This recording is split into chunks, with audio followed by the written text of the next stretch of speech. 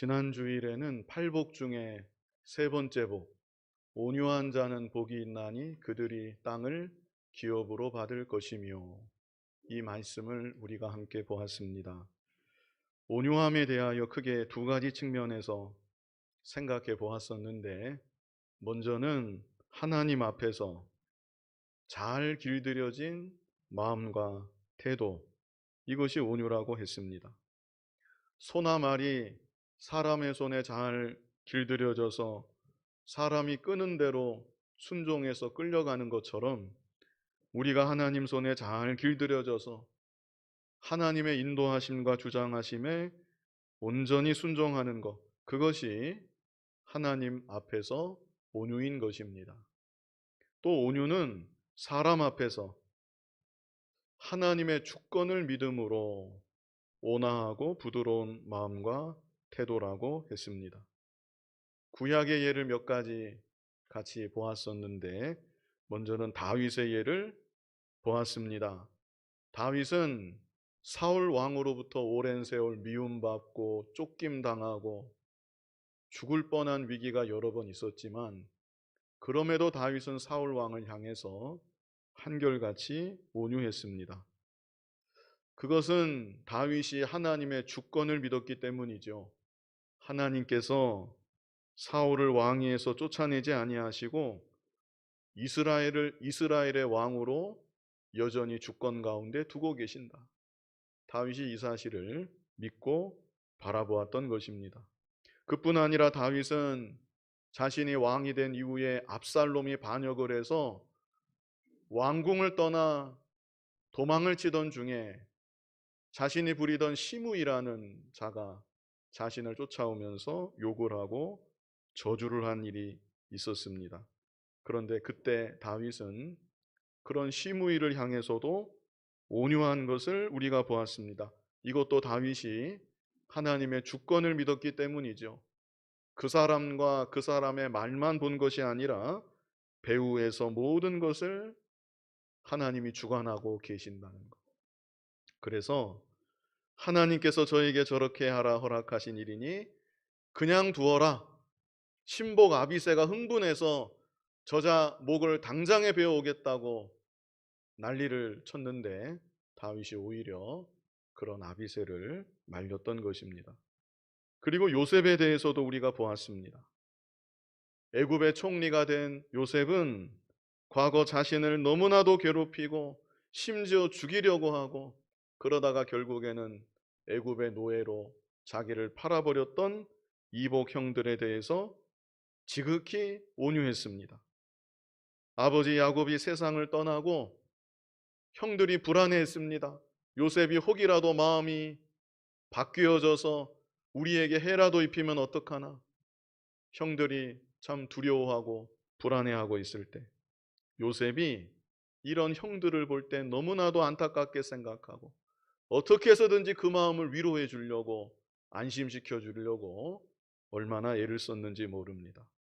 이런 요셉의 마음과 태도에 교만함이나 강팍함은 조금도 찾아볼 수가 없는 것입니다.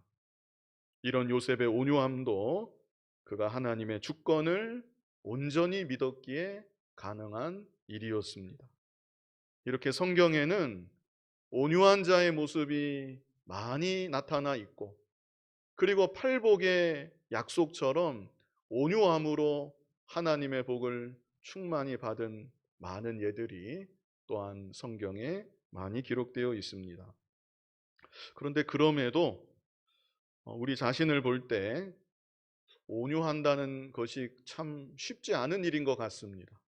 저 같은 경우 또 그런 생각이 개인적으로도 듭니다. 온유하면 왠지 약한 것 같고 좀 바보 같고, 그런 느낌이 들어서 그런지 온유해진다는 것이 참 생각만큼 쉽지는 않은 것 같습니다.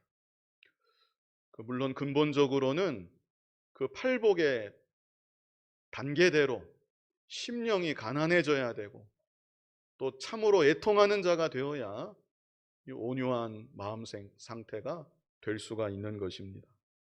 그러나 이 시간 온유했던 또 다른 예를 한번 같이 보고자 합니다. 그것은 다름 아닌 이삭의 온유함입니다. 이삭이 삶을 통해서 그의 온유함이 정말 잘 드러났고 그로 인해 하나님의 복을 충만히 받았다는 것이 오늘 본문의 내용인데요.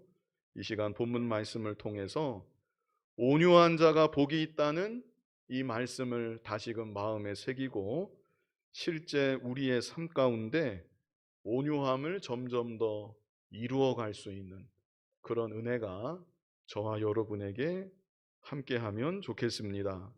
먼저 첫 번째, 이삭이 하나님의 뜻에 순종하여 복을 받음입니다. 이삭이 하나님의 뜻에 순종하여 복을 받음. 이것은 하나님 앞에서 온유입니다. 이삭이 하나님 앞에 온유해서 하나님 뜻에 거역하지 않고 그 뜻대로 순종한 것이고 그로 인해 하나님의 복을 받은 것입니다. 창세기 26장 1절 우리 같이 한번 읽어보겠습니다. 아브라함 때 첫 흉년이 들었더니 그 땅에 또 흉년이 들매 이삭이 그랄로 가서 블레셋 왕 아비멜렉에게 이르렀더니 그 땅에 또 흉년이 들매 그랬습니다. 여기서 그 땅은 가나안 땅을 말하는 것이고 아브라함 때 흉년이 들었었는데 그 아들 이삭의 때에도 또다시 흉년이 들었다. 이것을 말씀하는 것입니다. 이어지는 2절 같이 읽어보겠습니다. 여호와께서 이삭에게 나타나 이르시되 애굽으로 내려가지 말고 내가 네게 지시하는 땅에 거주하라. 아마 이삭의 마음에 애굽으로 잠시 내려가고자 하는 마음이 있었던 것 같습니다. 하나님께서 그것을 아시고 애굽으로 내려가지 말고 내가 네게 지시하는 땅에 거주하라. 사실 이것은 참 어려운 명령입니다. 지금 가나안 땅에는 흉년이 들었지요. 가나안 땅은 산과 골짜기가 많은 땅입니다. 그래서 흉년이 들면 대책이 없습니다. 그러나 반면에 애굽에는 나일강이 있어서 흉년이 와도 그럭저럭 살 길이 있는 땅, 그 땅이 바로 애굽 땅인 것입니다. 그런데 하나님께서는 이삭에게 애굽으로 내려가지 말라. 내가 네게 지시하는 땅 가나안 땅에 거하라. 흉년이 있는 이 가나안 땅에 계속 거하라고 명하시는 것입니다. 이삭이 홀몸도 아니고 처자식이 있습니다.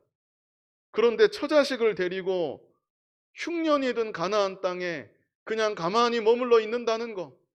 애굽에 가면 먹고 살 길이 그래도 있겠는데 가지 않고 흉년 든 땅에 가만히 있는다는 거. 이것은 정말 쉽지 않은 일입니다. 그런데 이삭이 하나님의 인도하심과 주장하심에 순종해서 그 땅에 머무른 것입니다. 이것이 바로 온유입니다. 하나님 앞에서 온유. 자기의 뜻을 꺾고 자기의 생각을 꺾고 자기의 계획을 꺾고 온유함으로 하나님 말씀 그대로 명령 그대로 순종했던 것입니다. 자, 그랬더니 그 결과 창세기 26장 12절을 보면 물론 중간에 여러 가지 우여곡절이 있었지만 어찌되었든 이삭이 온유함으로 순종한 그 결과 창세기 26장 12절 우리 같이 읽어보겠습니다. 이삭이 그 땅에서 농사하여 그 해에 100배나 얻었고 여호와께서 복을 주심으로. 그 땅이 어느 땅입니까? 가나안 땅이죠. 가나안 땅은 또 어떤 땅입니까? 흉년든 땅. 흉년든 그 땅에서 농사하여 흉년든 그 해에 100배나 얻었다. 참 놀라운 일입니다. 그리고 여호와께서 복을 주심으로 그 사람이 창대하고 왕성하여 마침내 거부가 되었다. 간단히 기록하고 있지만 우리는 이 구절을 잘 기억할 필요가 있습니다. 하나님 앞에 온유해서 자신의 뜻을 꺾고 생각을 꺾고 계획을 꺾고 하나님 뜻대로 순종하며 머물렀더니 팔복의 약속처럼 이삭에게 땅의 복을 허락하여 주신 것입니다. 그리고 우리가 또한 여기서 기억해야 될 것은 복을 주시는 분은 하나님이시라는 것입니다. 단순한 사실이지만 우리가 이 사실을 잊어서는 안 됩니다. 내가 좋은 환경을 찾아간다고, 내가 스스로 복을 쫓아간다고, 그래서 내가 복을 받는 것이 아니라는 것입니다. 하나님이 만복의 근원이십니다. 그러므로 하나님 앞에서 온유한 모습으로 하나님 말씀대로만 순종하며 나아가면 반드시 하나님께서 그 앞길을 열어주십니다. 팔복에 약속하신 것처럼 하나님의 복으로 반드시 함께하여 주시는 것입니다. 자, 그런데 14절부터 보면 이삭이 하나님의 복을 받았지요. 그런데 문제도 생겼습니다. 복만 받은 게 아니라 문제도 같이 생겼습니다. 자, 14절 말씀 같이 읽어보겠습니다. 양과 소가 떼를 이루고 종이 심이 많음으로 블레셋 사람이 그를 시기하여, 그 땅에 그 블레셋 사람들이 있었는데 이삭을 시기했다는 것입니다. 자기들은 농사 지어도 그만큼 되지 않았는데 이삭이 농사를 지으니까 100배의 수확을 거두고, 그리고 창대해지고 왕성해지니까 이들이 이삭을 시기하게 된 것입니다. 더 큰 문제는 15절입니다. 우리 15절 같이 읽어보겠습니다. 그 아버지 아브라함 때 그 아버지의 종들이 판 모든 우물을 막고 흙으로 메었더라. 시기하고 끝난 게 아니라 그 아버지 아브라함 때 파놓았던 우물들이 여러 개가 있었는데 이 블레셋 사람들이 그 우물들을 막아버렸다. 막아버리고 흙으로 메웠더라. 이 당시 우물은 생존과 직결이 되는 것입니다. 게다가 흉년이 아직 가시지 않은 때입니다. 이 우물들이 얼마나 귀한 것인지 모릅니다. 그런데 하나도 아니고 다 막아버리고 흙으로 완전히 메워버렸다. 이게 얼마나 참 기가 막힌 일이고 속상한 일입니까? 그런데 이어지는 16절을 보면 아비멜렉은 블레셋의 왕입니다. 아비멜렉이 이삭에게 이르되 네가 우리보다 크게 강성한즉, 그 다음에 뭐라고 합니까? 우리를 떠나라. 미안하다는 말은 좀 할 수 있을 것 같은데, 뭐 왕이 직접 막은 건 아니니까 이런 일 당해서 참 유감입니다, 이런 말 정도는 해도 될 것 같은데, 그런 말 한마디도 안 하고 그냥 우리를 떠나라, 너 이 땅에서 그냥 나가라, 이렇게 왕이 엄포를 놓은 것입니다. 자, 여기서 우리가 관련해서 한 가지 생각하고 넘어갈 것은, 이삭은 하나님 뜻에 순종해서 하나님으로부터 많은 복을 받았는데 세상은 그런 이삭을 좋아하지 않았다는 것입니다. 예수님도 말씀하셨습니다. 우리 요한복음 15장 18절로 19절 같이 한번 읽어보겠습니다. 세상이 너희를 미워하면 너희보다 먼저 나를 미워한 줄을 알라. 너희가 세상에 속하였으면 세상이 자기의 것을 사랑할 것이나 너희는 세상에 속한 자가 아니요 도리어 내가 너희를 세상에서 택하였기 때문에 세상이 너희를 미워하느니라. 세상이 우리를 어떻게 한대요? 미워하느니라. 미워한다고 예수님이 분명히 말씀하셨습니다. 물론 내가 잘못해서 세상이 나를 미워하는 일이 있다면 그때는 우리가 회개해야 됩니다. 회개할 문제입니다. 그것은 하나님 앞에서 회개해야 되고 사람 앞에서도 잘못했다고 용서를 구해야 되는 것입니다. 그런데 그런 경우를 예수님이 말씀한 것이 아니고, 나는 하나님 뜻에 순종해서 믿음으로 나아가고 있는데 그런 나를 세상이 미워하고 심지어 적대하는 일까지 있는 것입니다. 이삭의 경우가 바로 이런 경우인 것이죠. 자, 이제 중요한 것은 이삭이 이런 상황에서 어떻게 했느냐 하는 점입니다. 이삭이 하나님 앞에서는 온유했죠.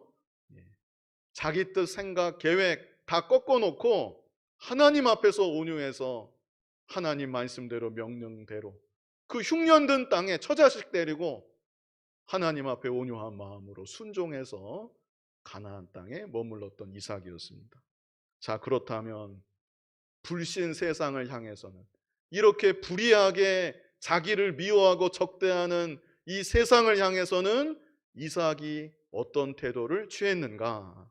자, 두 번째, 이삭이 온유한 마음과 태도로 복을 받음입니다.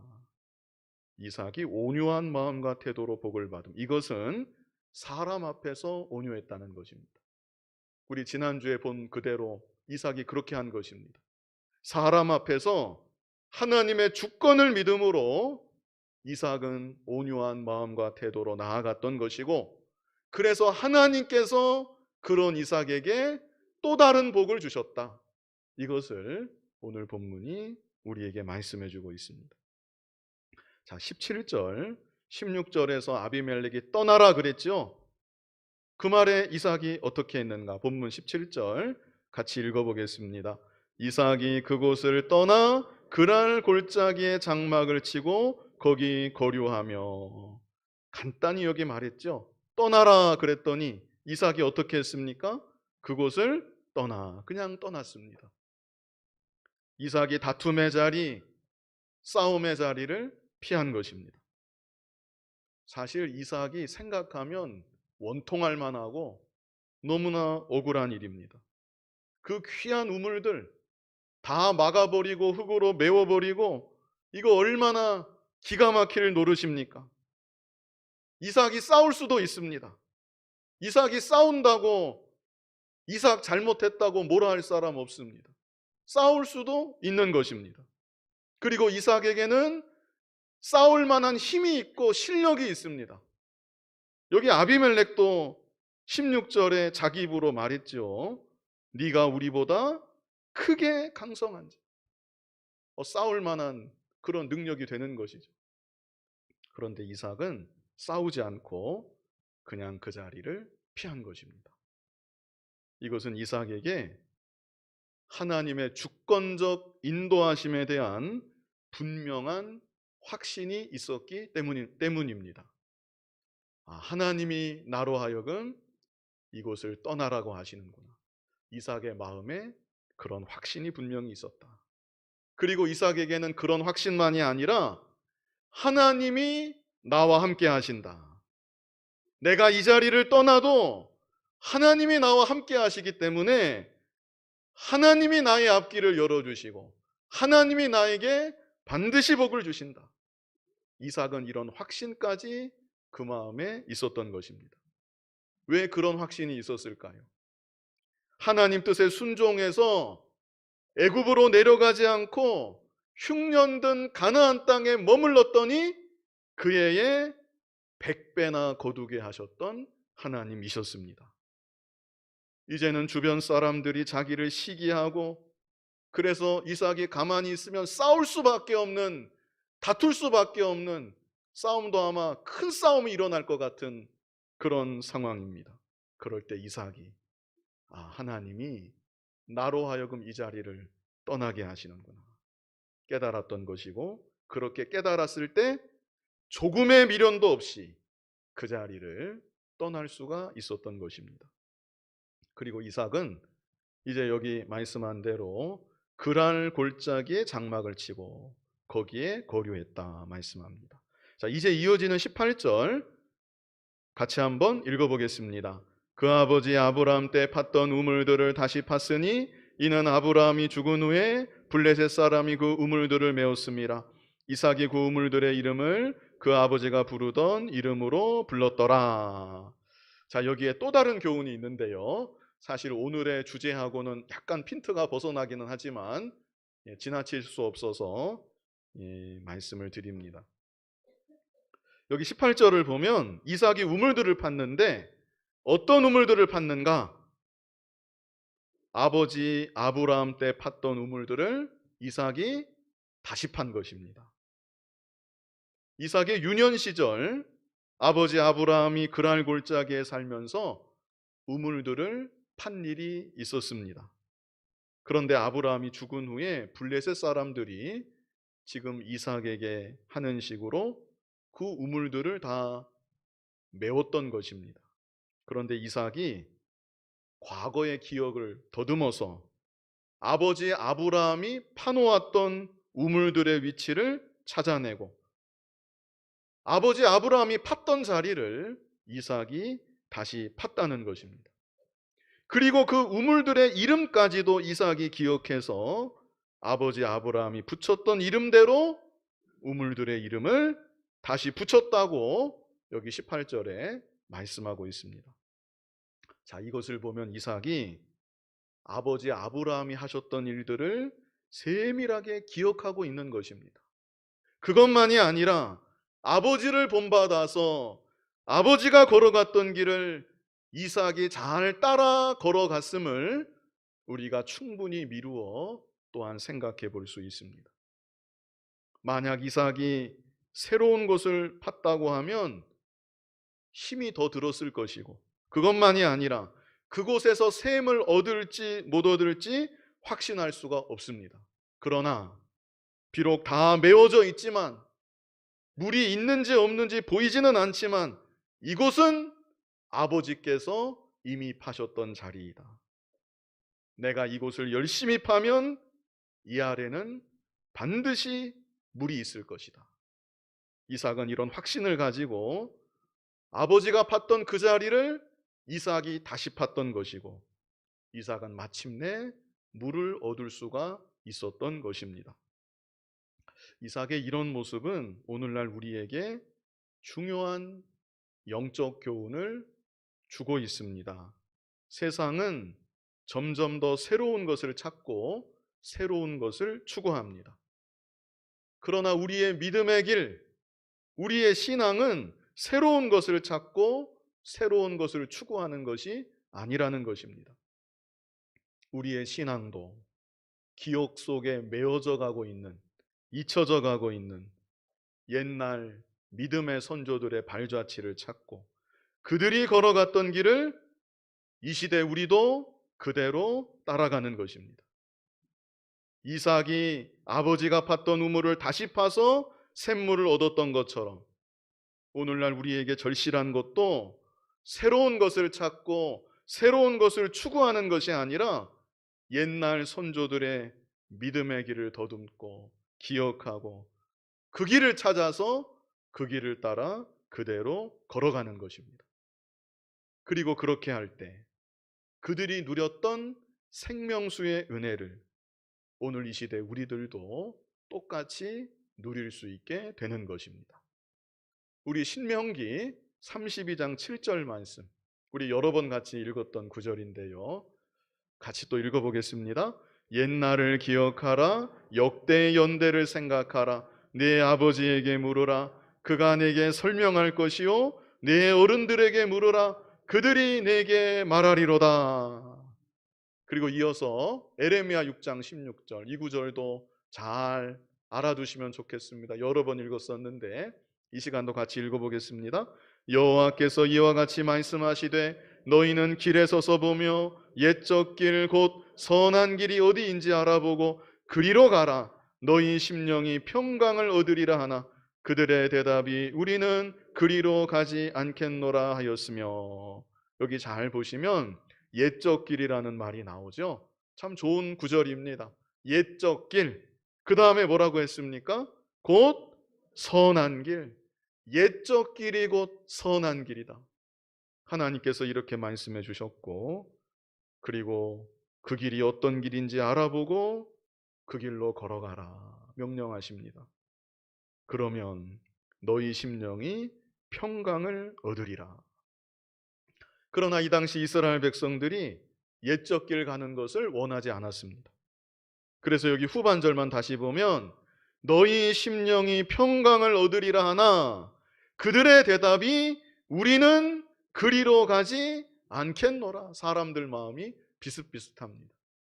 지금이나 그때나 옛적 길 가는 것보다 새로운 길 찾는 것을 좋아하고 새로운 길 가는 것을 더 원하는 것입니다. 그러나 우리들이 바로 알아야 합니다. 옛적 길이 곧 선한 길이다. 너희 심령이 평강을 얻으리라. 그러므로 우리는 뭐 다른 전통을 따라가자는 게 아니고 예수님이 걸어가셨던 그 길, 사도들이 걸어갔던 그 길, 우리 믿음의 선진들이 걸어갔던 그 길, 그 옛길을 따라서 우리도 이 시대 그 길로 힘써 걸어가야 되는 것이고, 우리 후대에도 바른 옛신앙을 전수할 수 있는 그런 우리들이 되어야 하는 것입니다. 이제 본문으로 돌아와서 본문 19절, 우리 본문 19절을 보면요, 이삭의 종들이 골짜기를 파서 뭘 또 얻었습니까? 샘 근원을 얻었다. 아버지가 팠던 우물들 다시 팠고, 그러다가 새로운 샘 근원을 찾아내게 되었다는 것입니다. 그런데 20절을 보면, 우리 20절 같이 한번 읽어보겠습니다. 그랄 목자들이 이삭의 목자와 다투어 이르되 이 물은 우리의 것이라 하매 이삭이 그 다툼으로 말미암아 그 우물 이름을 에색이라 하였으며, 난데없이 그 지역 목자들이 나타나서 이 물은 우리의 것이라 자신들의 소유권을 주장하는 것입니다. 그 우물 하나 새로 판다는 거, 샘 근원 하나 찾는다는 거, 이게 얼마나 어려운 일일 텐데, 뭐 이 당시 굴착 장비가 있는 것도 아니고, 또 판다고 해서 샘 근원을 찾을지 못 찾을지 그것도 불투명한 것입니다. 그런데 이삭과 그 종들이 힘을 들여서 땅을 파고 마침내 샘 근원을 찾아내었더니, 어디서 갑자기 구경하다가 나타나서는 이 물은 우리의 것이라 이렇게 주장을 하는 것입니다. 이때 이삭이 어떻게 했는가? 이삭이 그 우물을 내주었습니다. 양보했습니다. 그리고 이삭이 다른 데로 가서 또 새롭게 우물을 팠습니다. 그러면서 이 내준 이름을 뭐라고 지었습니까? 에색이라 하였으며 그랬죠. 에색은 다툼이란 뜻입니다. 이곳에서 다툼이 있었다, 이런 뜻으로 그 팠던 우물을 에색이라고 이름 짓고, 그리고 다른 자리로 이삭이 또 이동을 한 것입니다.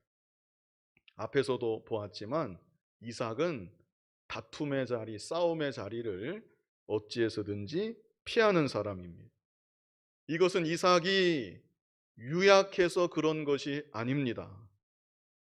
다퉈서 얻는 것보다 다퉈서 잃는 것이 더 크고 막중하다는 것을 이삭은 알았기 때문입니다.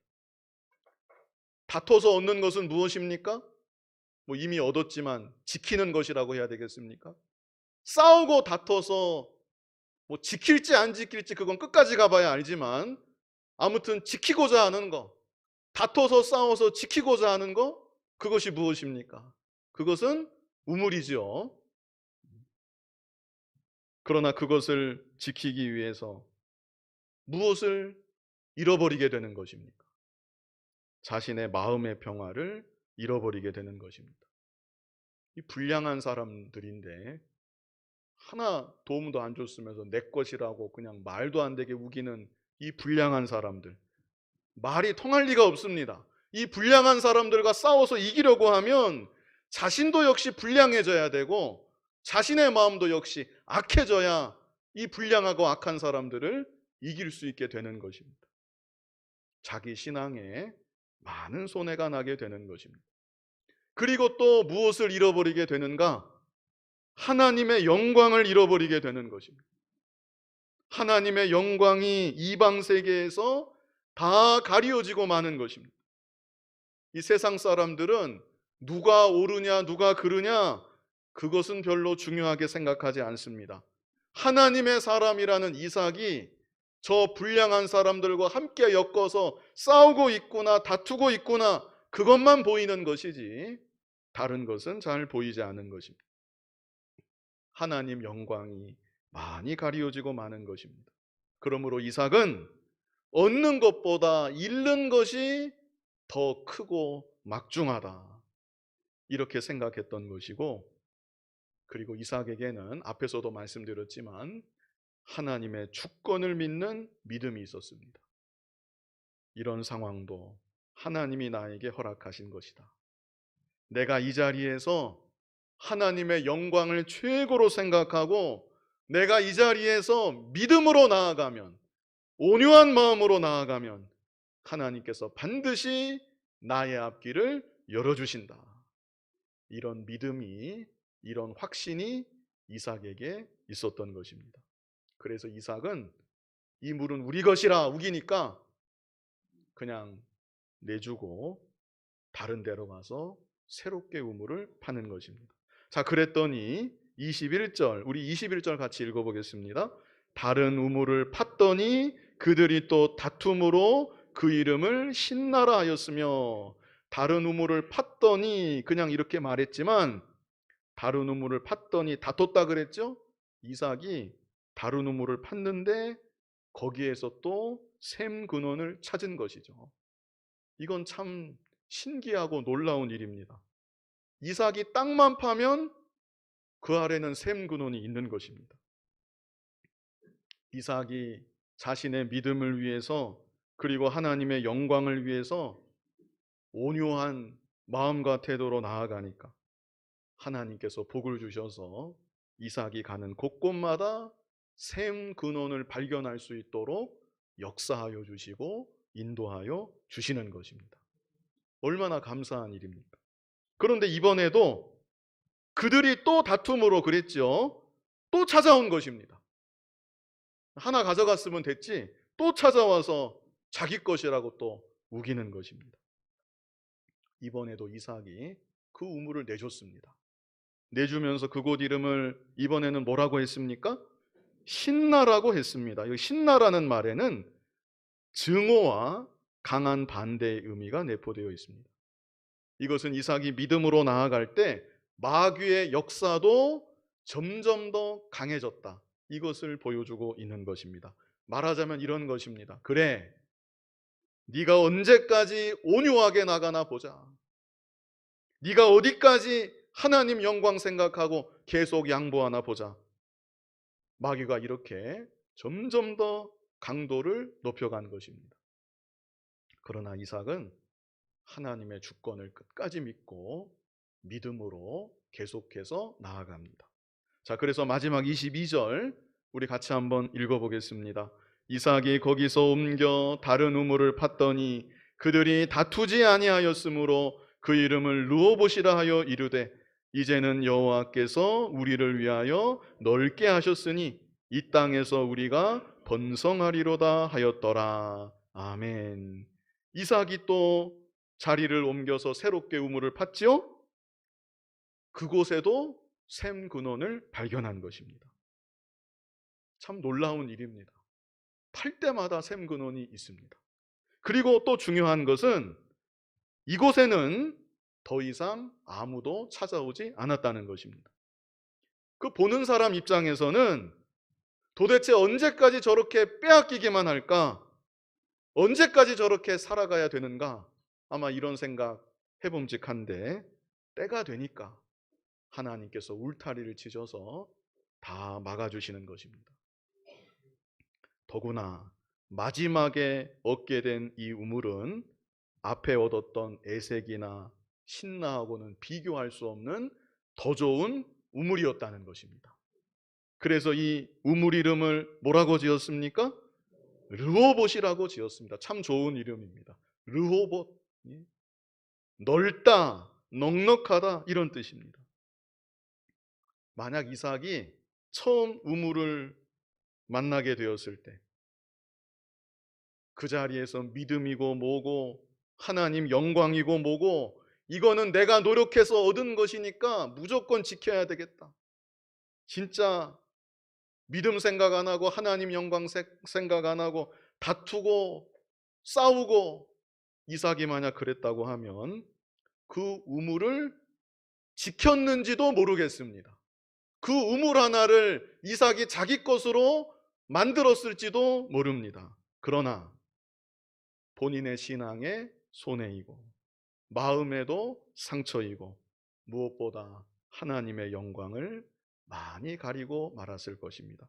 그리고 중요한 것은 하나님이 함께 하시는 은혜, 계속해서 파는 곳마다 샘 근원을 찾게 하시는 이 하나님의 놀라운 은혜, 이삭이 경험할 수 없는 것이죠.